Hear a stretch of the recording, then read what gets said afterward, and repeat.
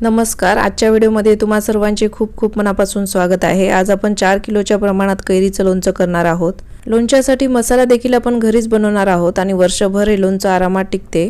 कमीत कमी साहित्यात आणि कमीत कमी तेलाचा वापर करून आपण आज हे चटकदार लोणचं बनवणार आहोत। बऱ्याचदा लोणचं काळपट होते, लोणच्याला बुरशी येते आणि असं होऊ नये म्हणून आपण खूप साऱ्या टिप्स या व्हिडिओमध्ये पाहणार आहोत। आणि हे लोणचं बनवायलाही खूपच सोपं आहे। ही माझ्या आईची रेसिपी आहे, मी आज तुमच्यासोबत शेअर करत आहे। चला तर मग आपण रेसिपीला सुरुवात करूया।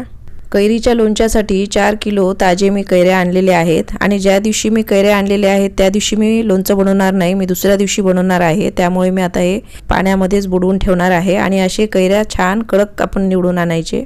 आता दुसऱ्या दिवशी दुपारी मी हे लोणचं करत आहे। रात्रभर मी हे पाण्यामध्ये असंच ठेवून दिले होते। आता कैऱ्या सर्व स्वच्छ आपण कोरडे करून घ्यायचं। पाण्याचा अंश आपल्याला अजिबात ठेवायचं नाही, कारण आपल्याला वर्षभर हे लोणचं टिकवायचं आहे। बाजारातून कैऱ्या आणल्यानंतर लोणचं बनवायला एखादा दिवस जरी उशीर जरी झाला तरी ते पाण्यातच आपण बुडवून ठेवायचं, म्हणजे कैऱ्या नरम पडत नाहीत, छान कडकच राहतात। आणि आपण पाण्यात ठेवल्यामुळे कैऱ्या अजिबात नरम पडलेले नाहीत, छान गठ्ठसरच आहेत कैऱ्या। आता सर्व मी हे कोरडे करून पुसून घेतलेले आहेत। आज मी घरीच कैऱ्या फोडून घेणार आहे। तुम्ही बाहेरूनही कैऱ्या फोडून आणू शकता। लहान मोठे ज्या आकारामध्ये तुम्हाला फोड्या हव्या असतील त्या आकारामध्ये हे आपण कट करून घ्यायचं। आणि मी थोडेसे मध्यम आकाराचेच कैऱ्यांचे तुकडे करून घेणार आहे। मधल्या बिया सुद्धा आपण लोणच्यामध्ये वापरणार आहोत, त्यामुळे आपण ते फेकून नाही द्यायचं। लोणच्यामध्ये बिया खूप छान लागतात। बियांचं पोर्शन मी बाजूला ठेवते। फोड्या सर्व कट करून झाल्यानंतर कापडाने आपण हे पुसून घ्यायचं। परत फोड्यांना आपण धुवायची आवश्यकता नाही, कारण आधीच आपण हे कैऱ्या धुवून घेतलेले आहेत। बाजारातून जेव्हा आपण कैऱ्या कट करून आणतो तेव्हा मात्र आपण फोड्या धुवून स्वच्छ कोरडे करून घेतो। धुतलेल्या जर फोडी असतील तर फॅन खाली व्यवस्थित आपण कोरडं करूनच मग लोणच्यासाठी वापरायचं। ओलसर फोड्या आपण लोणच्यामध्ये वापरायचं नाही। हे पहा, 4 किलो कैऱ्या मी सर्व आता फोडून घेतलेल्या आहेत आणि शक्यतो लोणच्यासाठी गावरान आंबट असलेले कैऱ्याच आपण घ्यायचं। आता एका मोठ्या पातेल्यामध्ये सर्व फोडी मी टाकून घेतलेल्या आहेत। आता यामध्ये आपल्याला हळद आणि मीठ लावून घ्यायचं आहे। 1 चमचा मी हळद टाकून घेतलेला आहे आणि अंदाजानुसार मीठ 1 वाटीभर टाकून घेतलेलं आहे। मीठ आणि हळद लावून आपण हे थोडा वेळ असंच ठेवून देऊया। मिठामुळे फोड्यांना आपोआपच थोडंसं ओलसरपणा येते। आता आपण हे थोडा वेळ साईडला ठेवूया आणि लोणच्यासाठी मसाला तयार करूया। मसाल्यासाठी मी अर्धी वाटी जिरा आता भाजायला घेतलेला आहे। अगदी मंद गॅसवरच जिरा थोडा वेळ मी भाजून घेते। आपण खूप मसाले वापरणार नाही आहोत लोणच्यासाठी, अगदी मोजकेच मसाले आहेत। आता आपण अर्धी वाटी मेथीदाणे भाजून घेऊया। मेथीदाणे सुद्धा छान आपण थोडंसं खरपूस करून घेऊया। मेथीदाणे लोणच्यामध्ये अवश्य वापरायचं, त्यामुळे खूपच मस्त टेस्टी लोणचं आपलं तयार होते। आणि आता आपण लवंगा भाजून घेऊया। 16-17 लवंगा मी घेतलेले आहेत। लवंगा सुद्धा मंद गॅसवर थोडंसं फुलेपर्यंत मी हे परतून घेतलेलं आहे। आणि आता आपण तीळ भाजून घेऊया। 1 वाटी तीळ मी घेतलेले आहेत आणि तीळ सुद्धा आपल्याला मंद गॅसवरच भाजून घ्यायचं आहे। तीळ थोडंसं चटचट उडेपर्यंत थोडंसं मी भाजून घेतलेलं आहे। तिळाचा वापर करून लोणचं जर तुम्ही कधी बनवलेलं नसेल तर एकदा तुम्ही नक्की ट्राय करून पहा। आता आपल्याला रेडीमेड मोहरीची डाळ जी विकत मिळते ती भाजून घ्यायची आहे। 1/2 किलो रेडीमेड मोहरीची डाळ मी घेतलेली आहे। मोहरीच्या डाळीमध्ये मॉइश्चर जर काही असेल तर ते निघून जाण्यासाठी थोडंसं आपल्याला फक्त भाजून घ्यायचं आहे। मोहरीची डाळ थोडीशी थंड झाल्यानंतर मिक्सरला आपल्याला बारीक पूड करून घ्यायचं आहे। हे पहा, अशा प्रकारे अगदी मी बारीक मिक्सरला फिरून घेतलेले आहे। आता एक मसाले सर्व मी आता ताटात काढून घेते। आता त्याच मिक्सर जारमध्ये भाजलेले लवंगा मी टाकून घेतलेले आहेत, भाजलेले मेथीदाणे टाकून घेतलेले आहे आणि भाजलेला जिरा टाकून घेतलेला आहे। आणि आता हे छान बारीक मी वाटून घेतलेले आहे। अगदी मी फाईन पूड करून घेतलेले आहे। आता भाजलेले तिळे मी वाटून घेते। अगदी बारीक मी वाटून घेतलेले आहे। आता वाटून घेतलेले तिळे मी ताटात काढून घेतलेले आहेत। आता कच्ची मोहरी मी घेतलेली आहे आणि मिक्सरला आपल्याला पल्स करून घ्यायचे। 2 बॅचेसमध्ये अर्ध मी वाटून घेत आहे। फक्त पल्स करायचं, 2-4 वेळेस पल्स मोडवर फिरवायचं, खूप जास्त फाईन वाटायचं नाही। आणि वजनी प्रमाणात 1/2 किलो आहे मोहरी। 2 बॅचेसमध्ये मोहरी सर्व मी पल्स करून घेतलेलं आहे। आणि आपल्याला वरची आता साल सेपरेट करून घ्यायचे। मोहरीची वरची साल काढून टाकल्यामुळे लोणच्याला काळपटपणा येत नाही। सुपामध्ये किंवा परातीमध्ये तुम्ही हे पाकडून घेऊ शकता। जर खूप फाईन वाटल्या गेलं तर वरची साल सेपरेट करता येत नाही, त्यामुळे फक्त पल्स करतच फिरवायचं। आणि आता हे साल थोडंसं सेपरेट करून झाल्यानंतर मिक्सरला आपल्याला हे छान बारीक वाटून घ्यायचं आहे। अगदी फाईन मी वाटून घेतलेलं आहे। 2 बॅचेसमध्ये मी हे वाटून घेतलेले आहे, जे आपले सर्व वाटून झालेले आहेत। बस इतकेच मसाले आहेत। आता फक्त लसूण बारीक करायचं राहिलेलं आहे आणि 1/2 किलो लसूण मी सोलून घेतलेलं आहे आणि त्यातले थोडे लसूण मी बाजूला ठेवून बाकीचं सर्व आता मिक्सरला बारीक करून घेणार आहे।